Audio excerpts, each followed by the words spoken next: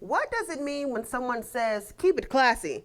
Is it about how you dress, speak, act, or is it something deeper? Let's get right into this episode.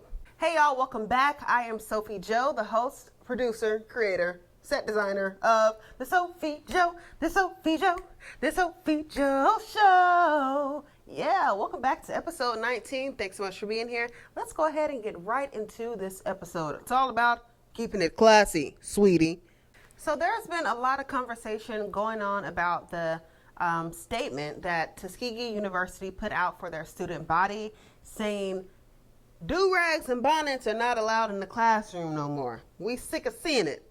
And that has caused a lot of conversation and amongst the Black community.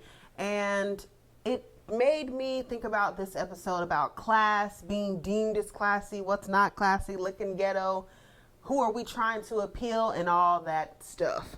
Now, some may say, the college or the university is just kind of training or teaching the students that in the real world, it's unprofessional to walk into a workspace or professional environment with basically your nightwear on, pajama bottoms, house shoes, bonnets, do-rags, which I get on one hand, but also just thinking back to when I was in college. Now, me personally, I ain't never been the one to wear my bonnet out in public, but I'm not judging nobody who does, right?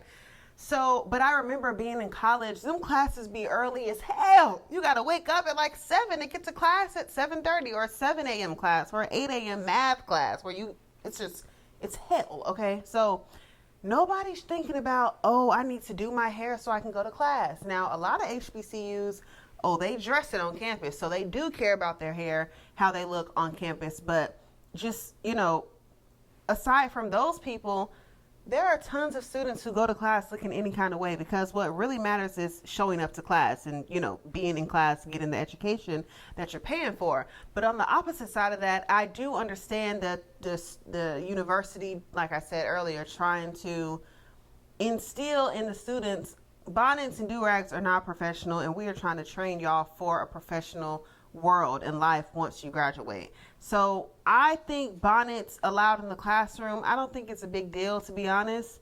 The bonnets and the do-rags, especially on campus and coming to class. But I think when it comes down to a job interview, just going out in the real world every day, even if you're just going to CVS to pick something up, I'm not a big fan of the bonnets out in public.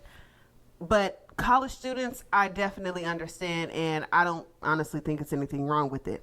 But if y'all think back to 2021, when comedian Monique made that comment about, ladies, please stop wearing bonnets out in public. Please stop wearing bonnets in the airport. And that caused a lot of conversation in social media land, okay? They were like, Monique, who are you to be judging?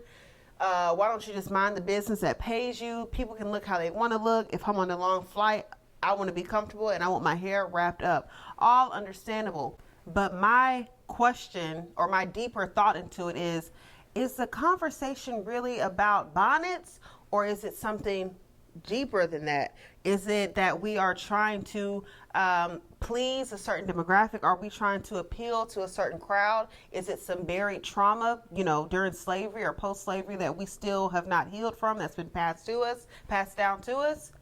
I feel like sometimes it is a little bit deeper than just don't wear a bonnet out in public. Even recently, TikTok creator Natalie Clarice, she went viral. One of her videos, she was telling a 13-year-old girl that she saw in the store with a bonnet on.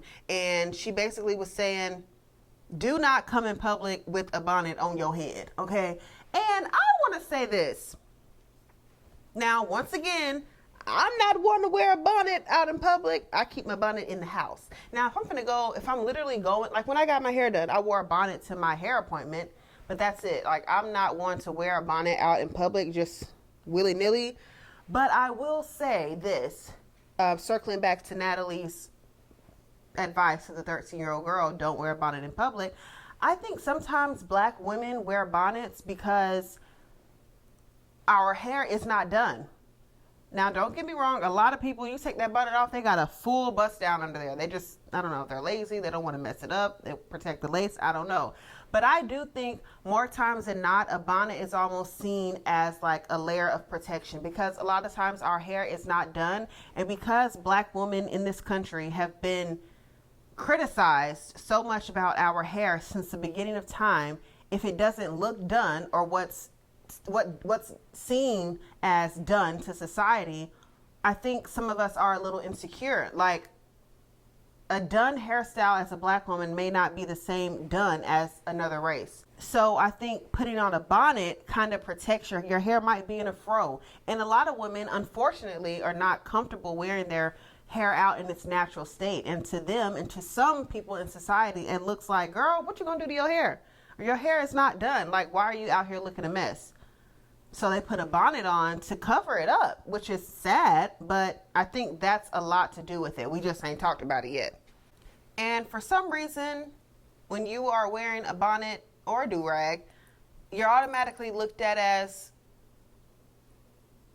a little ghetto, I guess. Hood-like behavior. You don't have class. Speaking of class, what does class even mean? Can one be loud, rambunctious, outspoken, and still be considered classy in this world? Can we not be both? Can we not be all in one? What about Megan Thee Stallion song? I'm a savage, classy, ratchet.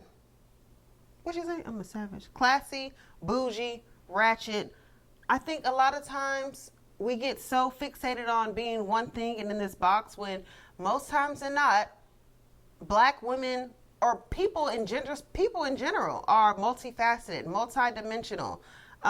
We're not just one thing. So I think class is not determined by income or social status, to be completely honest. Now, a couple examples of what I think society would deem as a classy, Black, sophisticated woman: someone like actress Diane Carroll, Zendaya, Gabrielle Union, maybe even Phylicia Rahshad, sophisticated, classy women. But also in the same breath, I'm going to say, because they exist does not mean the Sexxy Redds, the Glorrillas of it all.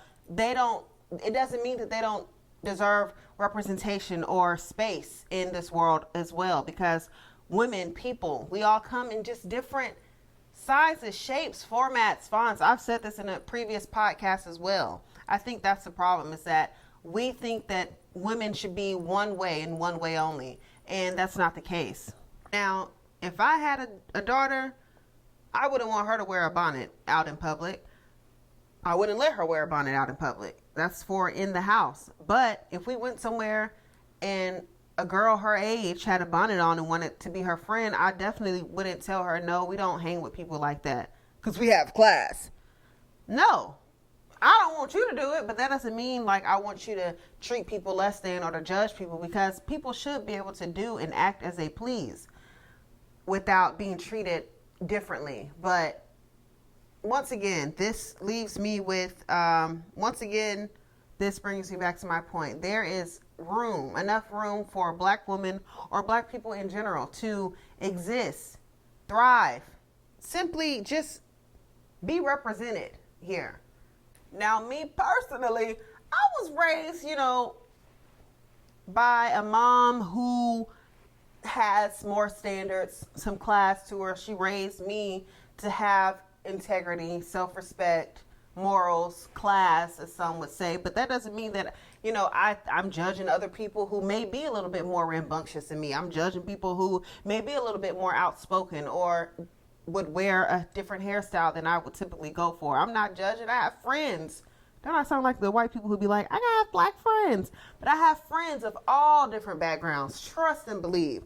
So, and that's just a representation that all of us deserve to be represented and deserve a seat at the table.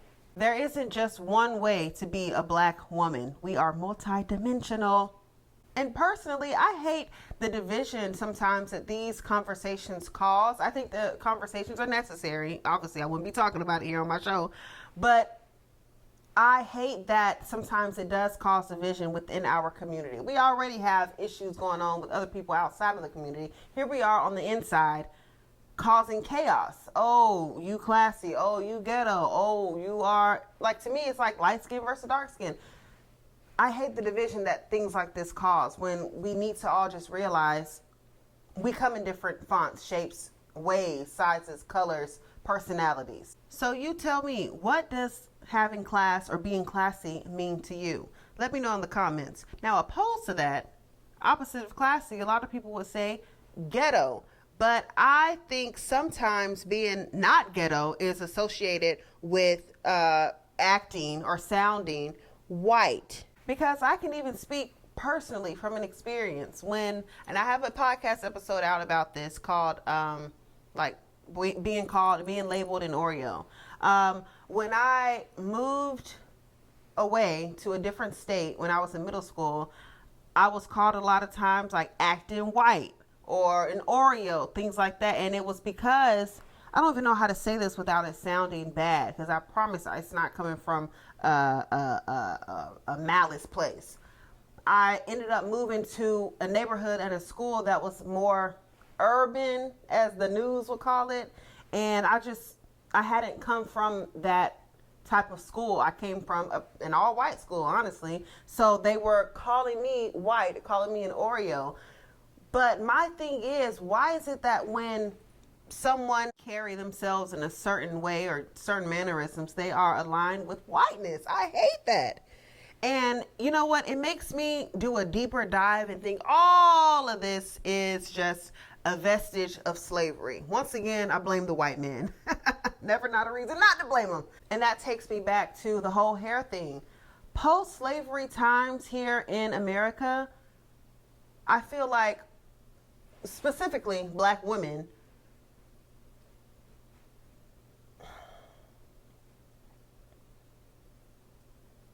were trying to adapt to not being slaves, basically, and try to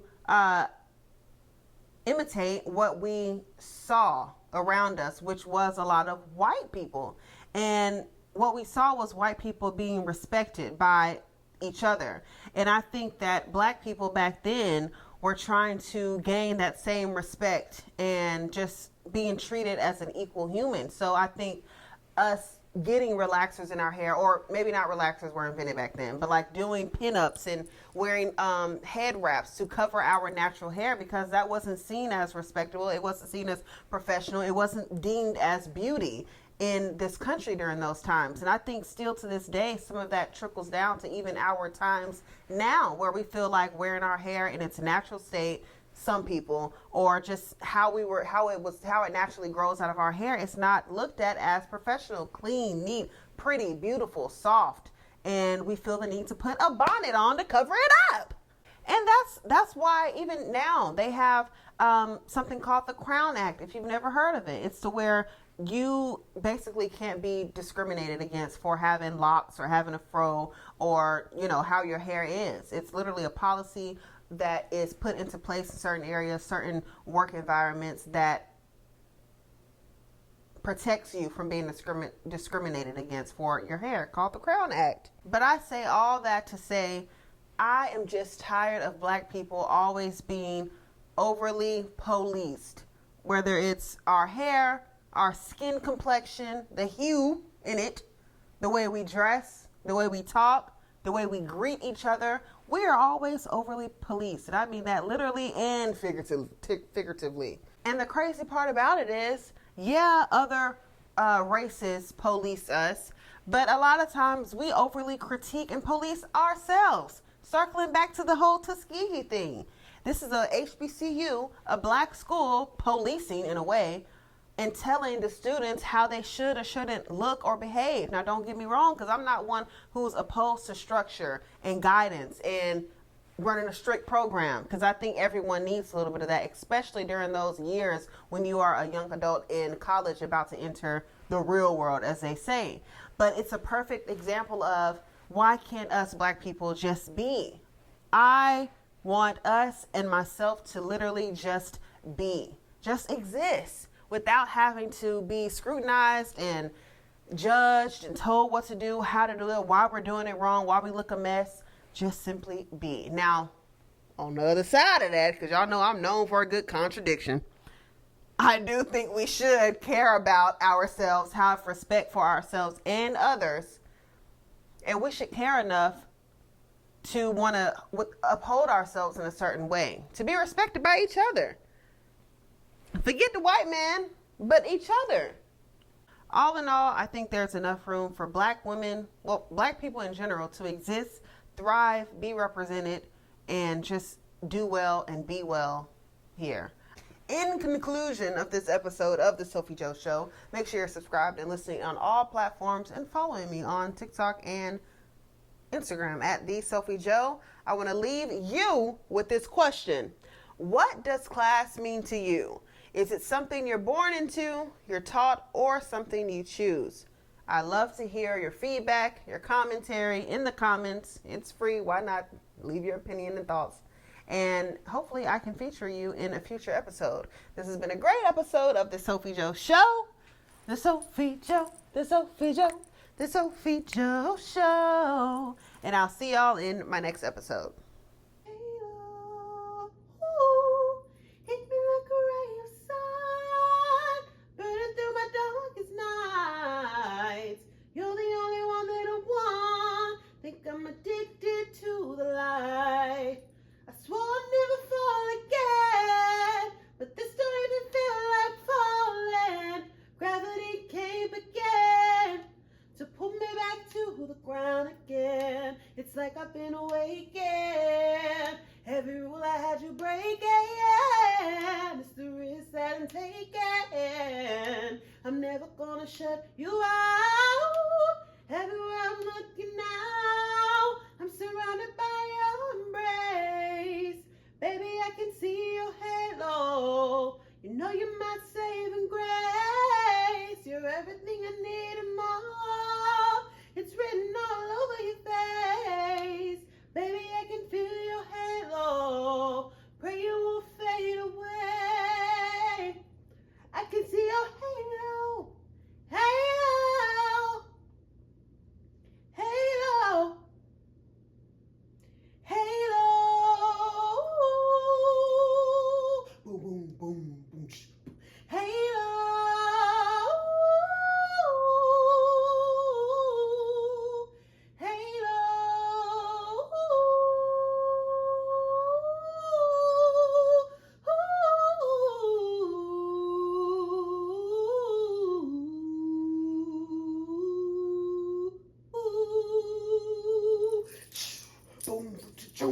Everywhere I'm looking now, I'm surrounded by your embrace.